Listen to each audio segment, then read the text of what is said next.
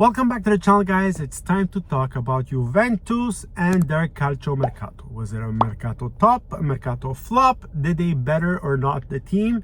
That is the big question. Of course, Juve, because of everything that was happening outside the field, because of their debt, they couldn't spend much. Yes, they go get Giuntoli, a very good DS. Didn't have to do much this summer. Couldn't do much this summer. And so we'll see how they did, guys. But I don't know. Originally, in the original video, I gave La Juventus a 6. I gotta be honest, that's pretty much where I'm going to be again today. Not much change from last season. A few departures.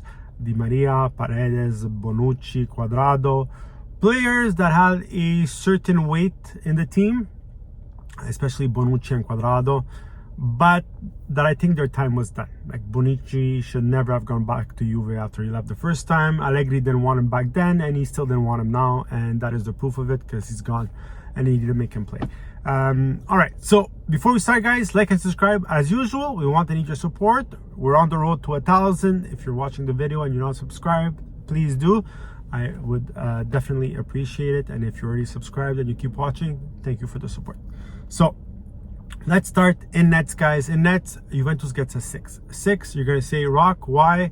They have 2 great goalies. Yes, they do have 2 very good goalies, but they didn't change anything. So they get La Sufficienza, Perin and Szczesny, although they are one of the best 1-2 duos, in my opinion, in Serie A, because if Szczesny is not there, Perin can play, and Perin could be a #1 in a lot of teams in Serie A, guys. He's a very good goalie.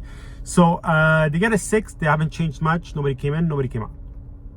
In defense, guys, in defense, Cuadrado leaves, Bonucci leaves, Cambiasso comes in, a very interesting young player. He was loaned out to Bologna last season.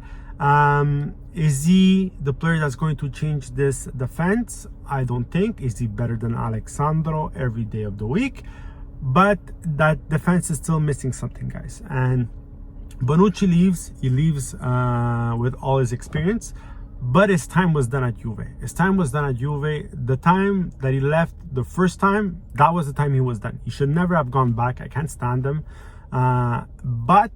But he left the first time because of Allegri, and now he left again because of Allegri. But he was done. You could see it. Without Chiellini next to him, it's not the same defender. Too many holes in his game. Juve are better off with Bremer, Gatti, and Danilo. And that's about it, guys. So 6 for losing Bonucci, 6 for getting Cambiasso. Cuadrado left, guys. Cuadrado, free agent player. Could he have stayed another season at Juve? Probably, but once again, I think his time at Juve was done. He can't play those 40 games a season anymore. This is where I think with Inter, he's going to do a lot better. He's going to alternate with Dumfries. Guys, very talented player, but at this moment, at this time, I think his time was done with Juve. At Centrocampo, guys, this is where there was the most change, because Paredes leaves. Arthur comes back and leaves. Rovella comes back and leaves. I said Paredes already.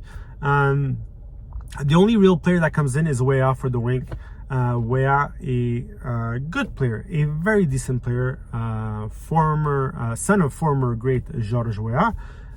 Guys, in all the games he's played so far, he's shown good things. A good spirit, a good voglia di fare. He runs continuously. He's a motor. He doesn't stop. Very hard player to play against.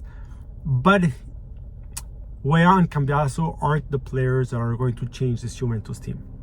And I think the best move Juve did at Centrocampo was to hold on to Rabiot, extending that contract. Fagioli, Miretti, very young players, very talented players. Locatelli is there. He's got to have a better season than what he had last year if Juventus wants to try and compete for the Scudetto. But that's basically it, guys, right? So they didn't really change anything. 6. A 6. Goalie 6, Difesa 6, midfield 6, guys. Like I said, and they're very thin at Centrocampo, simply because even now with the Pogba situation, guys, they have one less player, and already you have Fagioli, Miretti, Rabiot, McKennie that came back. Is Zakaria back with Juve, guys? I don't even know. He came, he left. I don't know if he ever came back. I have no idea. Anyways, all that to say, yes, they got rid of Arthur. Finally, he goes to Fiorentina, but they're missing something at centrocampo. They're missing that little something. If Fagioli, Rabiot can step it up, if Locatelli can have a better season, maybe. Paredes is not a big loss, guys. Who really cares about Paredes? He's gone to Roma and he sucks.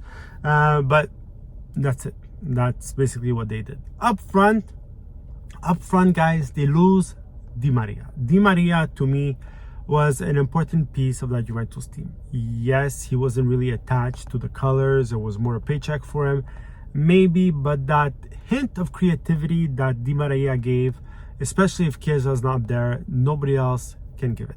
Kostic on the other side is more of a Energizer bunny. He doesn't stop, right?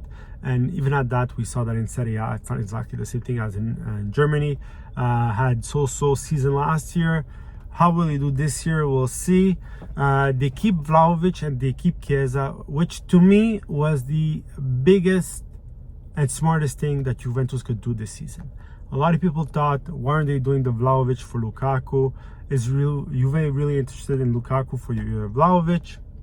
Guys, I'm not sure Lukaku at the end was a real objective.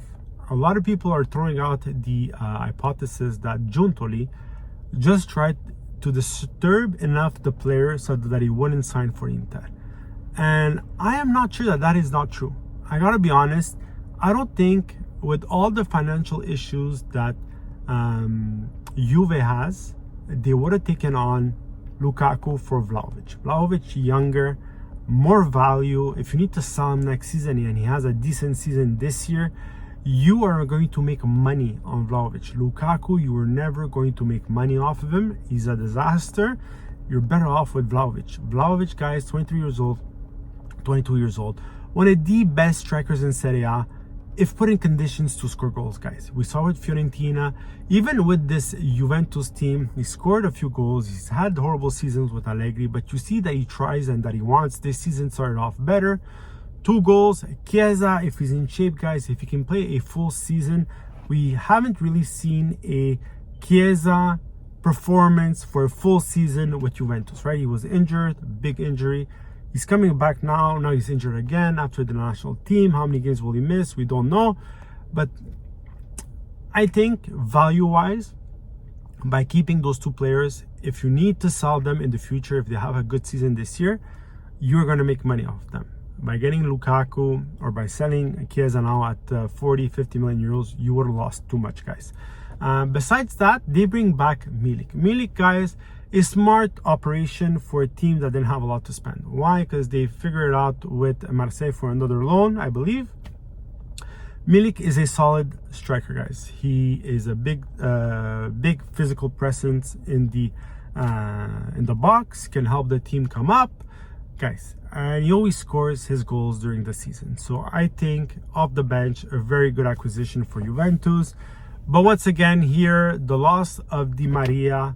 But more importantly, the fact that they kept Chiesa and Vlahovic, I'm going to give them like a 6.5 plus, maybe a 7. Overall, I know the average doesn't give 6, but overall, if you look at the big picture, guys, Juventus didn't do much and they deserve a 6.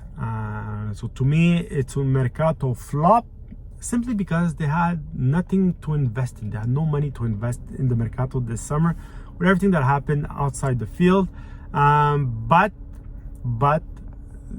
I don't think they're gonna have the team to compete against maybe Napoli, Inter, or Milan,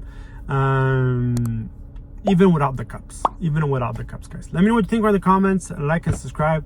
Have a great soccer day.